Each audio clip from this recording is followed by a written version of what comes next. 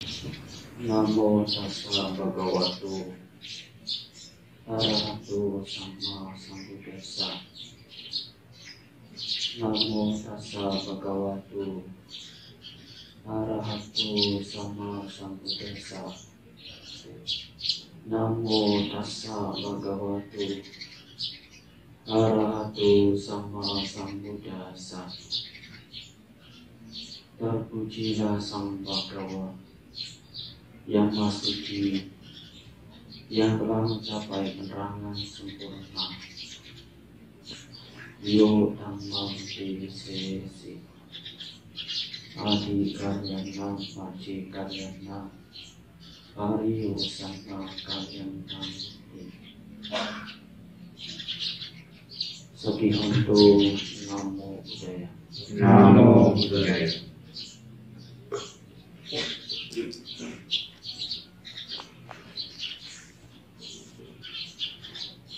Para romo wanita yang saya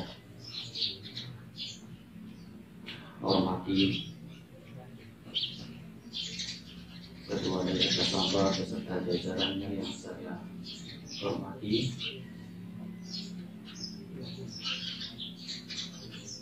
serta ibu bapak para pasaka pasika yang berbahagia.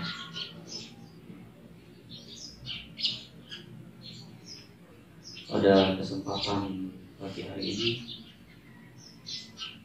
saya diundang kembali untuk sekian kalinya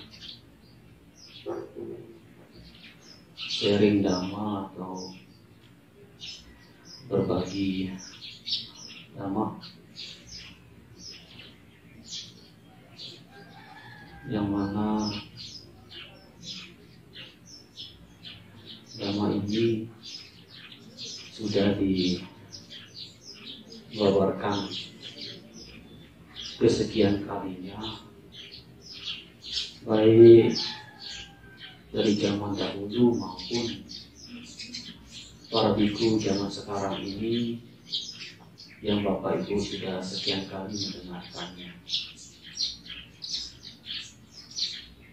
Tentu ini tidak menjadi kebosanan bagi kita semua sebagai umat Buddha yang boleh dikatakan haus akan kebenaran ataupun kebaikan-kebaikan.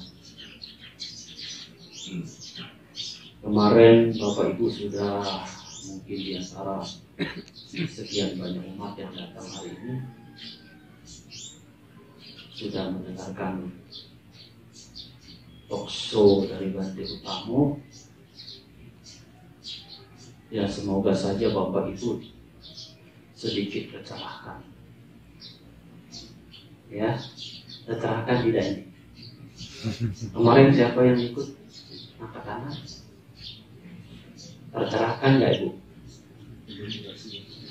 Atau hanya Pak itu senyum-senyum saja?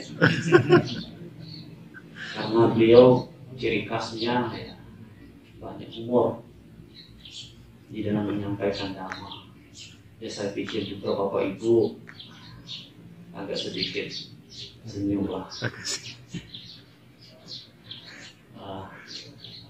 Mudah-mudahan saya bisa menghibur Bapak Ibu, bukan menjadi pelawak, tetapi setidaknya saya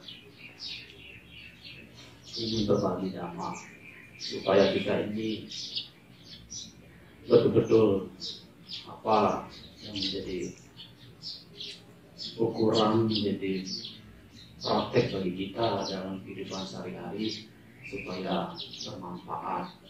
Ya, saya mengawali dari sebuah cerita ya, supaya Bapak Ibu jangan sampai ngantuk ya. Jadi santai saja, jangan tegang. Saya punya baru-barusan ini saya punya teman juga, teman biku ini ya, teman biku, jadi bukan biku zaman lampau, saya baru lahir ini. Tapi baru-baru ini saya punya teman seorang biku yang dulu kehidupannya dari beragama yang lain, bukan dari Buddhis. Dan sekarang beralih menjadi biku. Yang dulu agama lain berubah menjadi biku. Ya syukurlah ada tambahan satu. Apa yang dikatakan oleh beliau, Dharma ini membebaskan. Itu satu kalimat yang disampaikan oleh beliau. Dharma ini sungguh membebaskan. Kenapa? Karena selama perjalanannya beliau itu, waktu masih jadi umat awam, beliau ini dikenal sebagai orang yang boleh dikatakan memiliki kemampuan spiritual. Jadi sudah mondar-mandir berkenan dengan kegaiban alam gaib, ya, berkomunikasi dengan makhluk-makhluk gaib, ya. Kalau kita kan berkomunikasi dengan makhluk nyata gitu. Nah, beliau ini boleh dikatakan sudah menjadi kebiasaan. Tentu saya secara pribadi melihat orang-orang yang mempunyai kemampuan seperti itu biasanya, terutama kalau orang yang sering mengobati, itu biasanya banyak musuh, ya, bukan nyari musuh, walaupun niat di awalnya membantu orang mengobati. Karena membantu orang mengobati, otomatis, ya, orang yang sakit itu ada hubungan dengan dukun biasanya, ya, dukun ataupun paranormal. Ya, nah kalau kerjaannya di otak atik, ya, kerjaannya di otak atik, ya, ikut campur istilahnya, ya, walaupun secara tidak langsung orang yang sakit ini boleh dikatakan minta pertolongan dari orang-orang yang hebat, orang-orang yang punya kemampuan, diminta untuk membantu supaya sembuh. Tapi ya, secara otomatis itu akan berdampak seperti itu. Ya, jadi kehidupannya, perjalanan beliau itu banyak bergelut dengan hal seperti itu, banyak musuh gitu.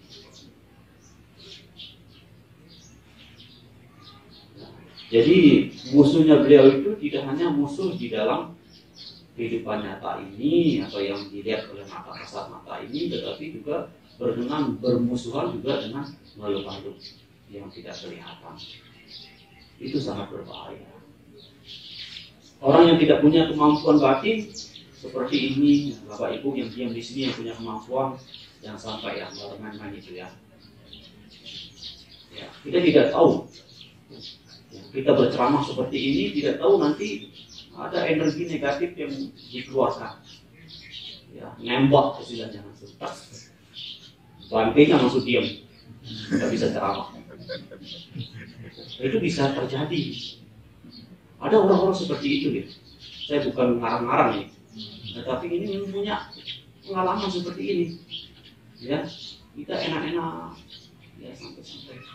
Walaupun boleh dikatakan kita tidak ada niat, mungkin kita nggak kenal dengan mereka itu yang punya kemampuan. Karena kita bawaannya energinya itu bentrok dengan dia, otomatis seolah-olah, wah ini mencari musuh ini, kan begitu. Itu apa namanya, proses daripada orang yang punya kemampuan seperti itu. Walaupun nggak ada punya niat ini siapa, ya punya kemampuan apa, mau niat jahat apa, kita nggak tahu. Tetapi karena bawaan kita punya energi, bentrok dengan energinya dia, ya, itu bisa terjadi permusuhan. Saya masih mengalami seperti itu. Nah, beliau ini punya kemampuan seperti itu. Sehingga apa? Ketika begitu ketemu dengan agama Buddha, wah, apa dikatakan oleh beliau? Dhamma ini membebaskan. Membebaskan beliau dari hal seperti itu. Karena kalau kita melihat proses seperti itu, sebenarnya kita membuat karma buruk, karma baik, karma berlanjut terus. Betul tidak ya? Ketika kita berhadapan dengan orang, berarti kita membuat karma. Dan itu kalau tidak selesai di kehidupan saat ini, itu bisa berlanjut pada kehidupan akan datang. Karena itu ada hubungannya. Maka beliau mengatakan, ketika saya mengenal agama Buddha, mengenal hukum karma, saya berhenti untuk melakukan penghidupan seperti itu, seperti paranormal ataupun seperti dukun. Yang walaupun beliau mengatakan saya bukan dukun, tetapi ya kalau sudah menggunakan seperti kemampuan seperti itu ya mengobati otomatis itu. Nah, maka beliau mengatakan dharma ini membebaskan. Karena apa? Karena beliau boleh dikatakan walaupun bukan arahat, sedikit tercerahkan, sedikit beralih dari yang tadi bergelut dengan hal seperti itu, kemudian berubah menjadi hal yang baik, bahkan sampai menjadi ibu pakai sifat. Itu kan sesuatu yang baik. Dharma ini boleh dikatakan membebaskan. Nah, Bapak Ibu saudara-saudara sekalian, saya juga bercerita lagi. Dhamma ini harus perlu cerita, ya, karena memang ini ada dalam kehidupan kita sehari-hari. Kalau Bapak Ibu baca kitab suci kata-kata itu cerita semua, apalagi membaca Jataka itu cerita. Boleh dikatakan, boleh Bapak Ibu katakan ya itu dongeng, tapi secara itu cerita di kehidupan zaman lampau, di kehidupan Sang Buddha sebagai Bodhisattva. Dan itu mungkin agak sedikit 11-12 mirip dengan penghidupan kita sekarang ini. Mungkin kita saat ini sulit mendapatkan jodoh, di kehidupan dulu mungkin juga sama, karena sama-sama seperti kita ini. Hanya beda dulu zaman kerajaan, sekarang ya zaman pemerintah. Gitu. Nah, ada seorang pemuda lagi. Ada seorang pemuda yang melempar benih-benih padi. Ada 4 jenis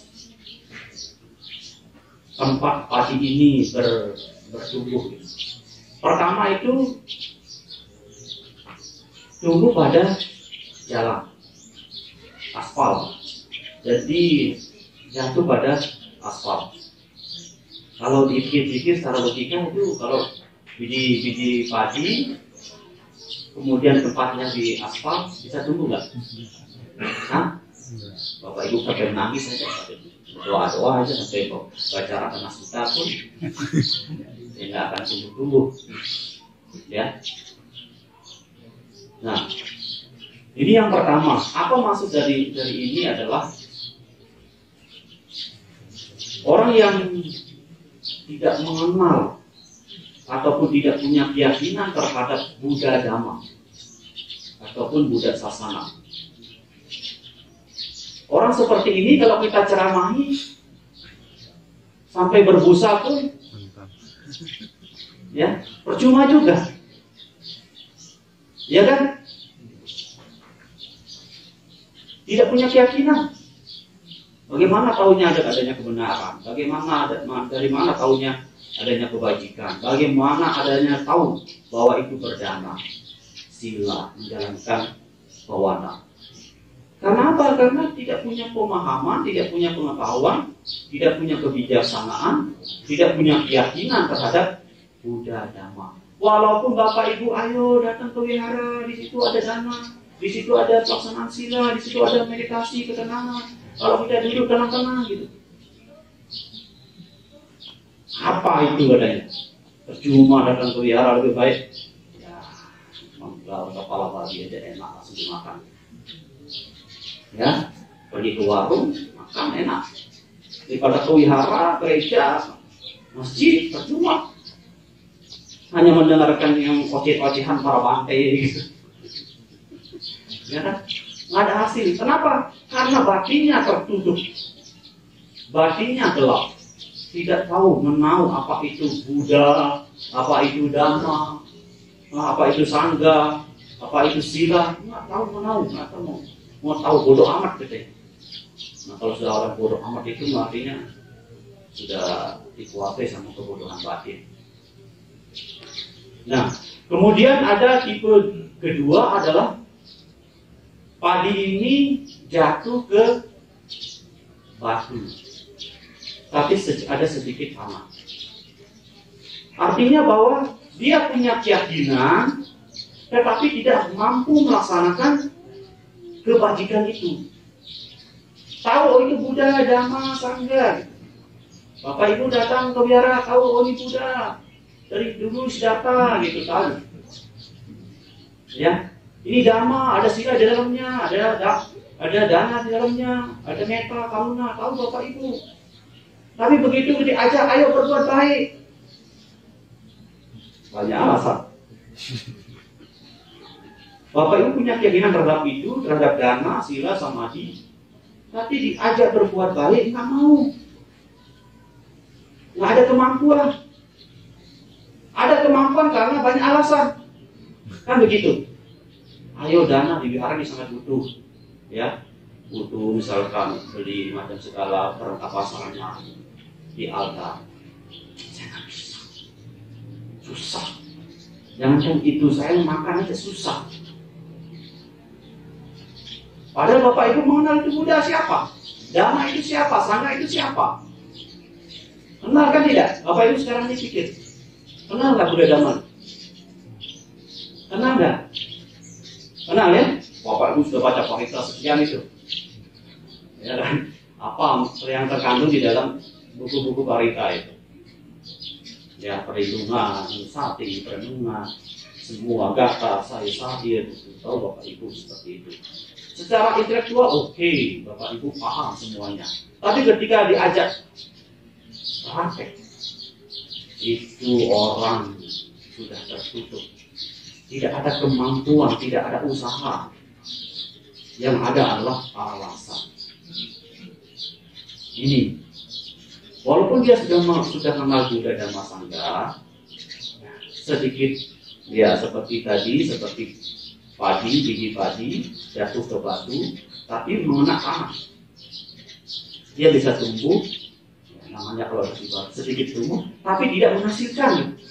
Bapak Ibu kenal Buddha Dhamma, tapi tidak praktek, nggak menghasilkan, mati di tengah jalan. Kan begitu. Nah, kemudian yang ketiga ini adalah biji padi ini jatuh ke tanah. Tapi di samping-sampingnya itu tumbuh namanya rumput ilalang. Rumput ilalang, semua ada di situ. Rumput-rumput apalah, rumput gajah, ilalang, semuanya ada di situ. Dia bisa tumbuh, tapi sangat sulit. Ya, sangat sulit. Dia sedikit dapat biji, karena apa? Dikuasai oleh tumbuh-tumbuhan yang lainnya. Bapak Ibu mengenal Buddha Dhamma, ya, punya keyakinan terhadap Buddha Dhamma, ya. Tetapi karena Bapak Ibu ditutupi rasa ego, ya, nah tumbuhan ilalang inilah boleh dikatakan sebagai kotoran batin. Salah satunya adalah ego itu sendiri. Bapak Ibu punya konsep sendiri. Bapak Ibu punya keyakinan bahwasanya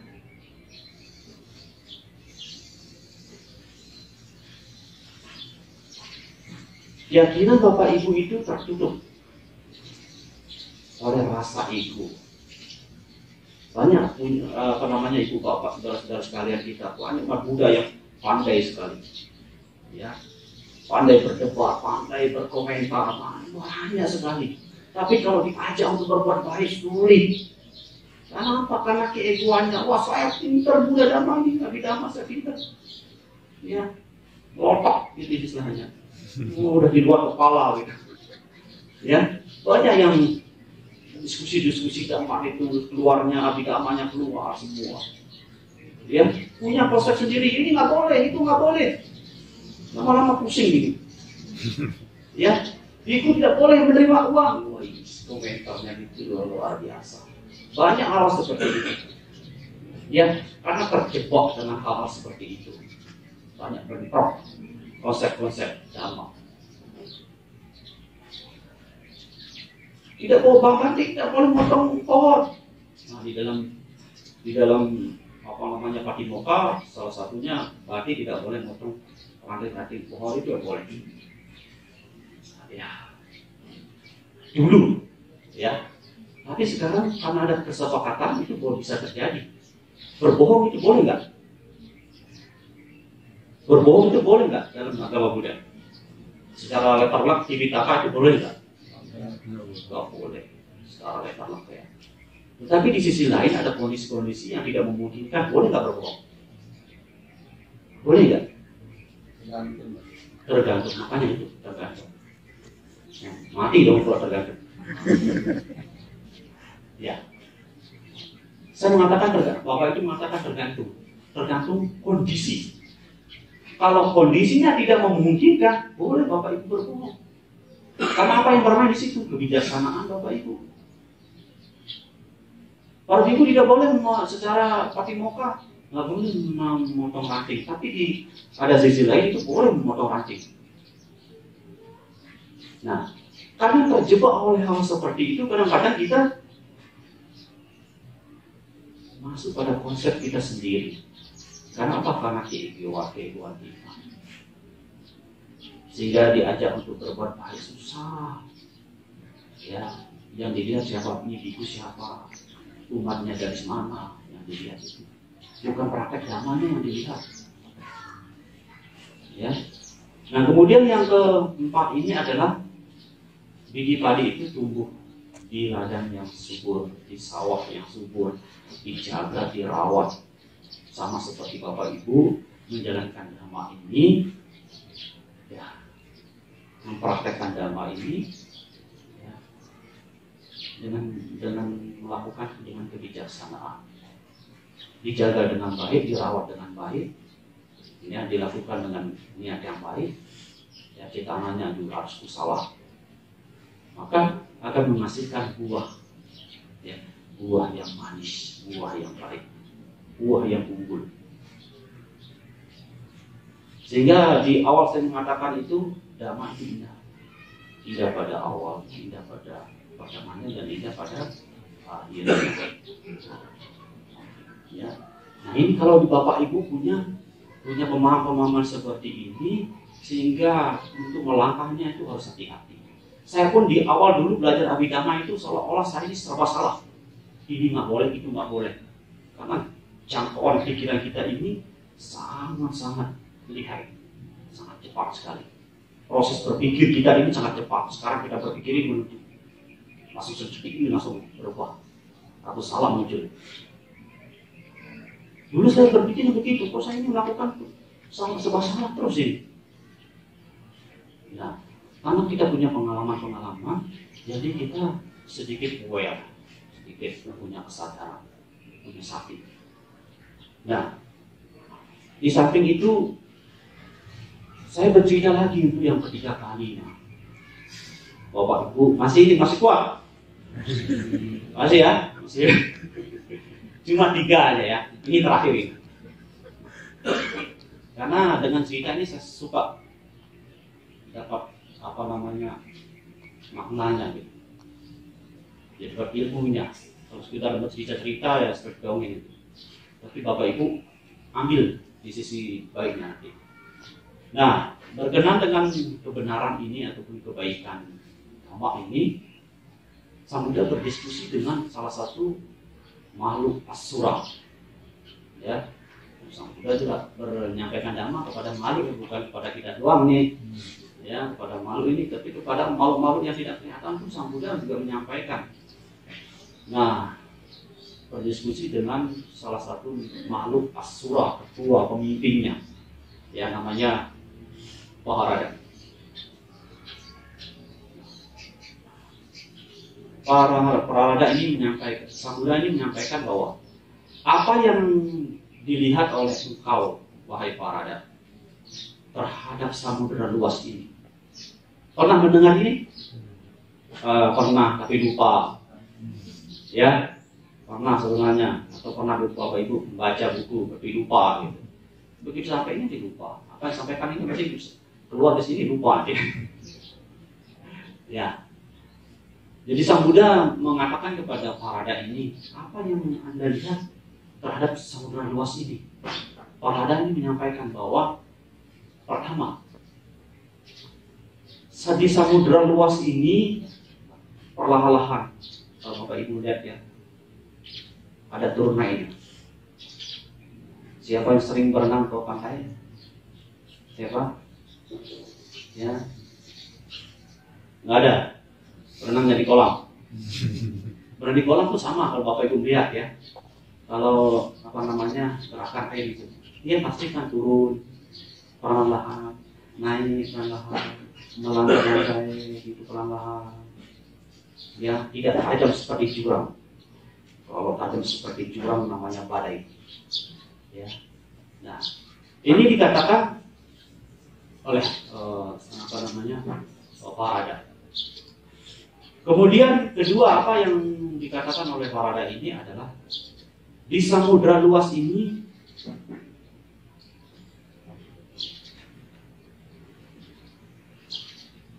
walaupun boleh dikatakan namanya samudra luas, dia tidak melampaui batas daratan.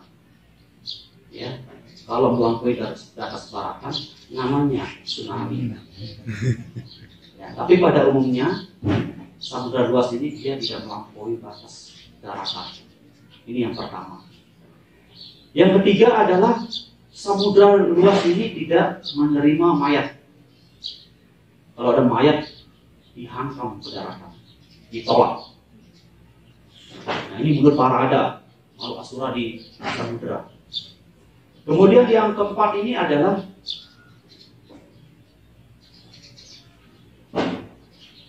sungai-sungai yang besar ini.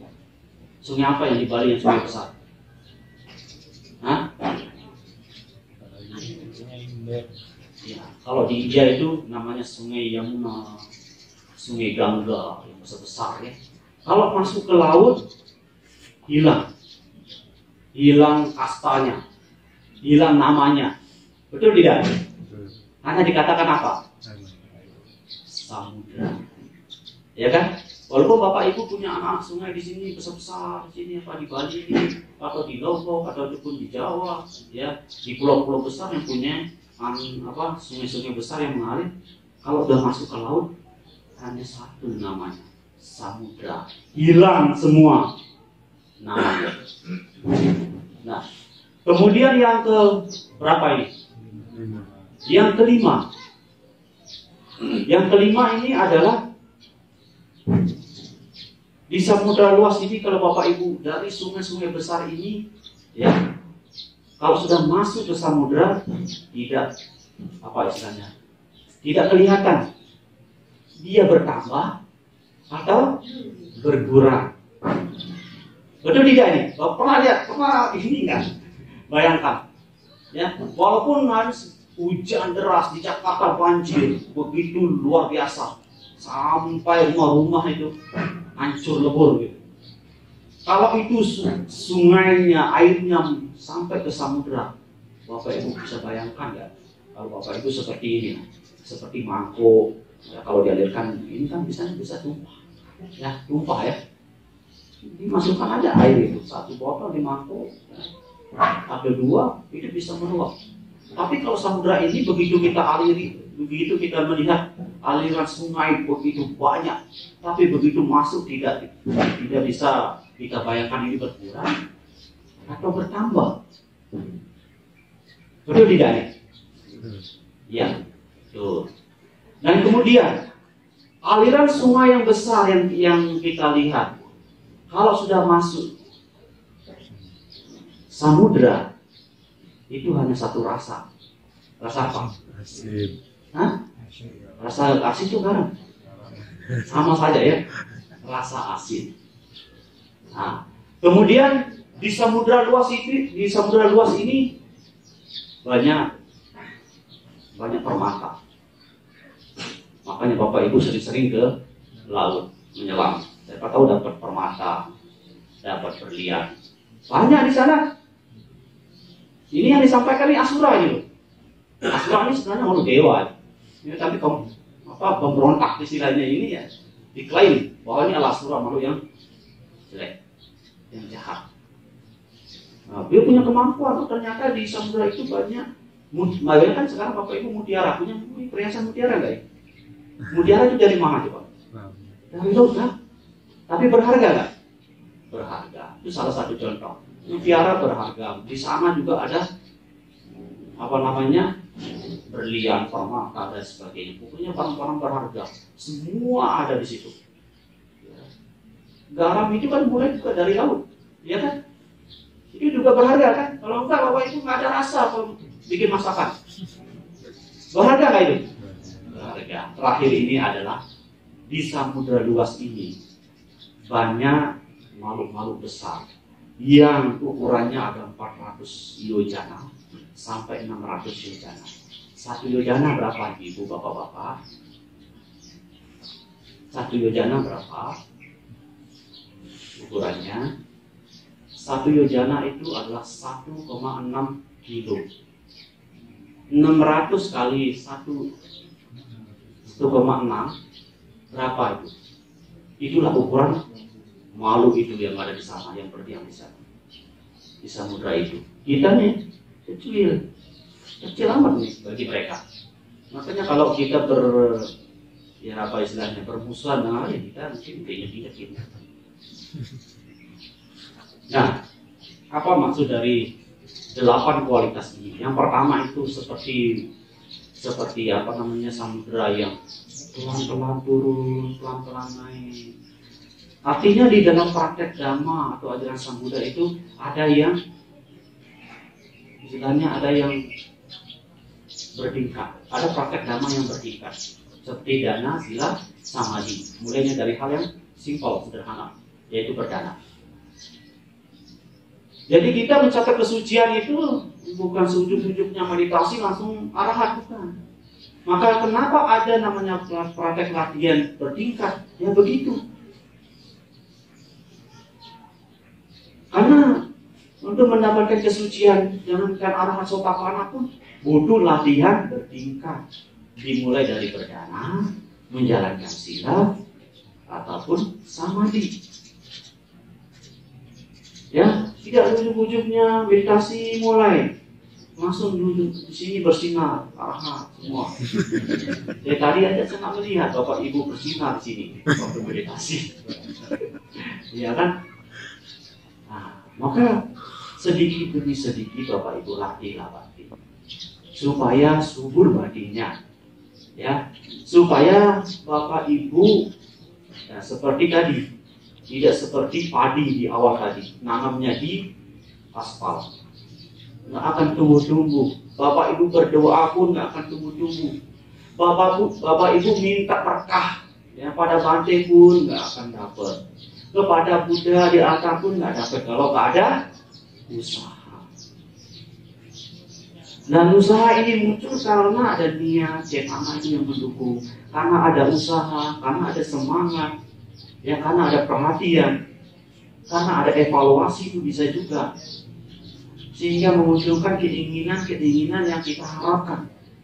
Mulai dari praktek-praktek dhamma yang sederhana. Kemudian yang kedua adalah samudra itu tidak melewati batas daratan. Demikian pula ajaran Sambuddha ini banyak sila moral yang diwencangkan. Seperti Bapak Ibu menjalankan Pancasila, saya sebagai biku diaturkan untuk menjalankan Patimokkha. Kalau Bapak Ibu keluar dari situ, bahaya.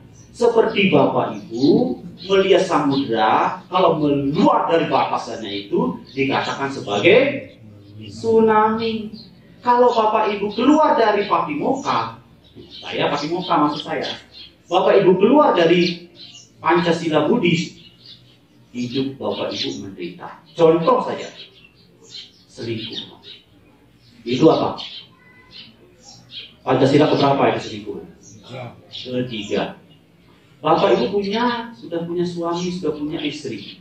Lirik orang yang mungkin lebih dari suami Bapak Ibu ataupun istri Bapak Ibu, ada lebih ya.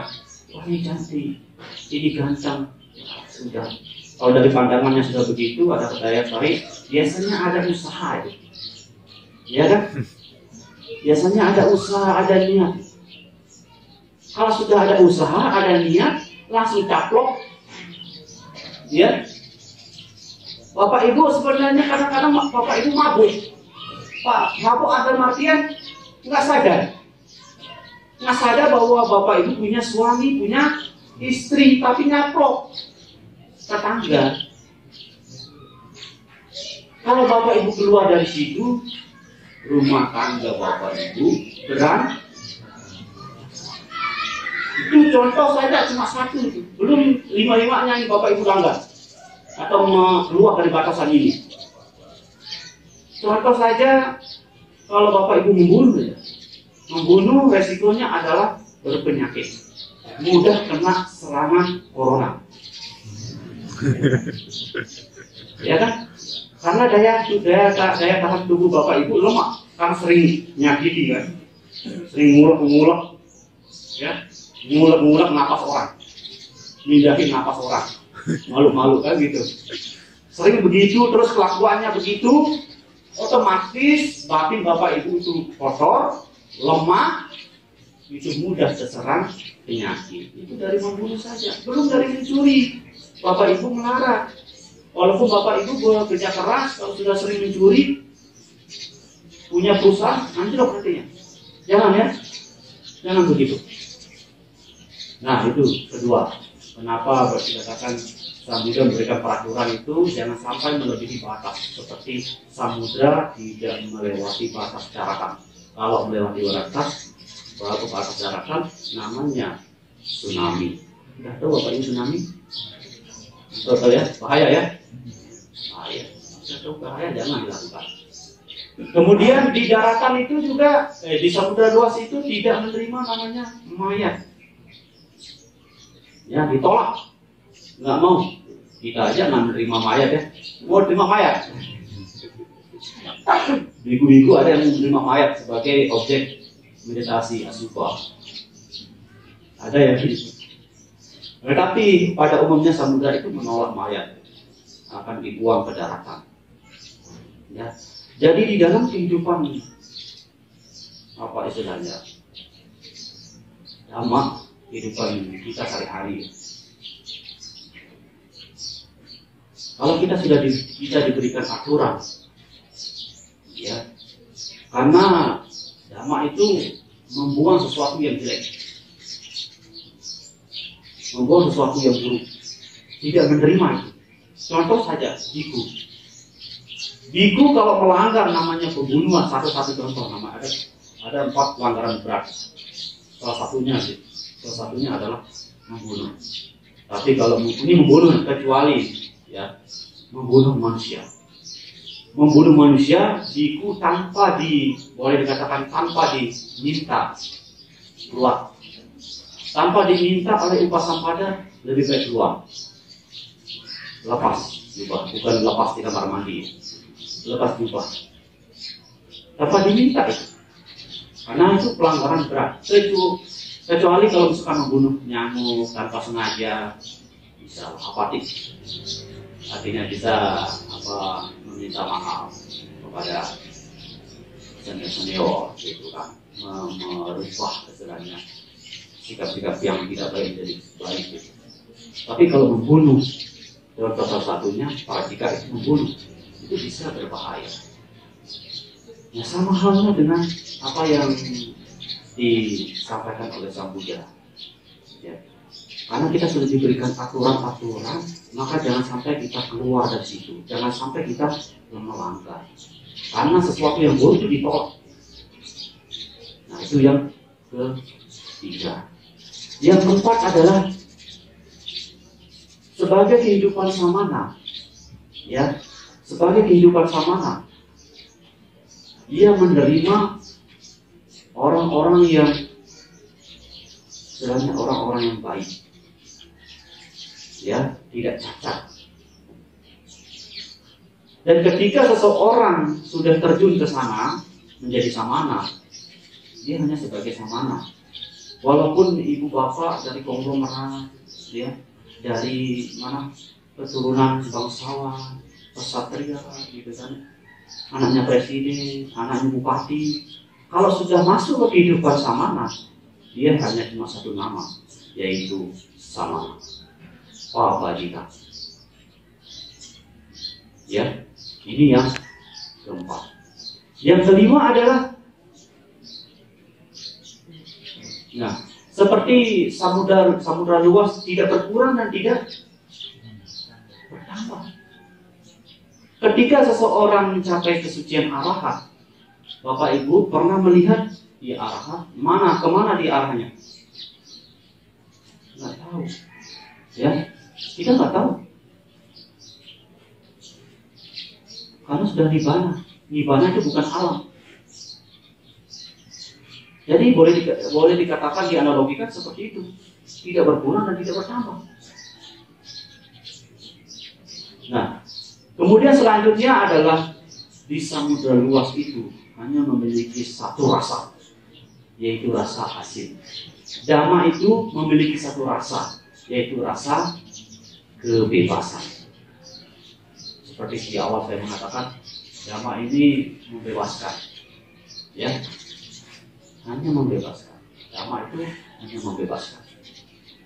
Nah, kemudian yang ketujuh ini adalah seperti saya katakan tadi, di samudra luas itu banyak permata-permata.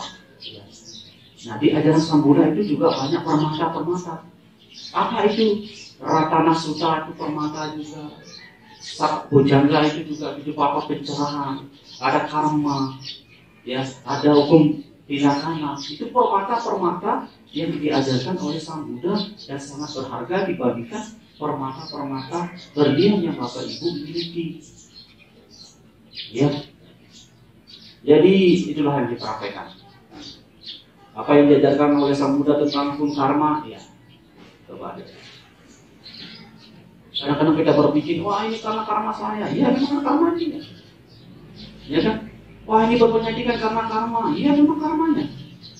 Karma lampau bisa karma sekarang maupun karma akan datang, itu mengkondisikan semua. Dan yang terakhir adalah di samudra luas itu banyak juga makhluk-makhluk besar. Makhluk-makhluk besar di sini, kalau Sambuddha mencoba untuk menganalisa adalah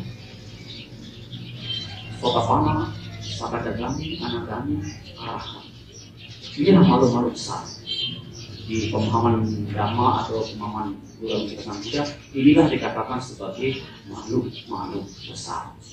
Karena untuk mencapai makhluk-makhluk besar ini butuh namanya parami, juga besar, butuh dana, butuh sila, butuh samadhi. Tidak gampang, ya, tidak gampang untuk mencapai ini. Maka dikatakan sebagai makhluk besar, bukan makhluk kecil. Nah, caranya bagaimana? Caranya adalah Bapak Ibu menerapkan namanya Dhamma praktek. Bukan bikin Bapak Ibu kering kerontang seperti menanam padi biji padi di aspal, nggak ada hasilnya nantinya. Ya, banyak umat kita ini hanya sekedar, ya, banyak ilmu gitu.